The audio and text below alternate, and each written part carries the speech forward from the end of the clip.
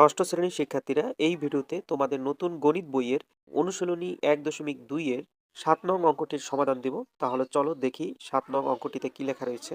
দেখো 7 নঙে লেখা রয়েছে 3, 0, 5, 2, 7 অঙ্কগুলো দ্বারা গঠিত বৃহত্তম সংখ্যা 4 এবং 5 দ্বারা বিভাজ্য কিনা তা নির্ণয় করো। অর্থাৎ এইখানে যে অঙ্কগুলো দেওয়া আছে এই অঙ্কগুলো দিয়ে আমরা একটি বৃহত্তম সংখ্যা নির্ণয় করব এবং সেই সংখ্যাটি 4 এবং 5 দিয়ে নিঃশেষে বিভাজ্য বা ভাগ করা যায় কিনা সেটা দেখব। তো শুরুতেই আমরা বৃহত্তম সংখ্যাটা নির্ণয় করব, আর যেটি লিখবা এইভাবে। এখানে 3, 0, 5, 2, 7 অঙ্কগুলো দ্বারা গঠিত বৃহত্তম সংখ্যাটি হলো, দেখো এই অঙ্কগুলো দিয়ে গঠিত বৃহত্তম সংখ্যাটা নির্ণয় করবা এইভাবে। এই অঙ্কগুলোর মধ্যে যে সংখ্যাটা সব থেকে বড় সেটি আগে লিখবা, ঠিক আছে? এরপরে বড়টা লিখবা, তারপরের বড়টা, তারপরের বড়টা, তারপরেরটা, অর্থাৎ বড় থেকে ছোট লিখবা, ঠিক আছে? তো আমরা বৃহত্তম সংখ্যাটা পেয়ে গেলাম। এবার দেখব এই সংখ্যাটি 4 এবং 5 দিয়ে নিঃশেষে বিভাজ্য বা ভাগ করা যায় কিনা।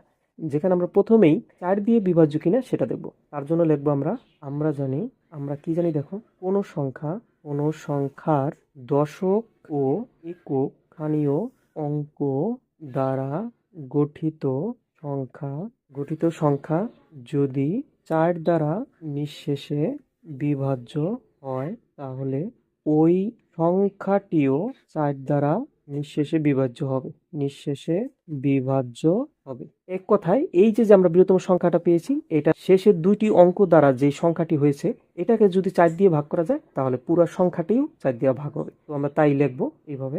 এখানে দেখো 5, 7, 3, 2, 0 সংখ্যাটির দশক ও একক স্থানীয় অঙ্ক দ্বারা গঠিত সংখ্যা। দেখো দশক ও একক স্থানীয় অঙ্ক দ্বারা গঠিত সংখ্যাটা কি? একক হচ্ছে 0, দশক হচ্ছে 2, 2 আর হচ্ছে 0, 20, ঠিক আছে? তো এই 20 কি, দেখো 4 দ্বারা বিভাজ্য কিনা, অর্থাৎ 4 দিয়ে নিঃশেষে ভাগ করা যায় কিনা। যায়। তো সেটা লিখে দেবো এইভাবে, যা 4 দ্বারা বিভাজ্য। নিঃশেষে বিভাজ্য লিখলে আর একটু ভালো হয়, না লিখলেও সমস্যা নেই, ঠিক আছে? তো যেহেতু দশক ও একক স্থানীয় অঙ্ক দ্বারা গঠিত সংখ্যাটি 4 দ্বারা বিভাজ্য, সুতরাং আমরা বলতে পারি ওই বৃহত্তম সংখ্যাটিও 4 দ্বারা বিভাজ্য। তো সেটি লিখে দেবা। সুতরাং বৃহত্তম সংখ্যাটি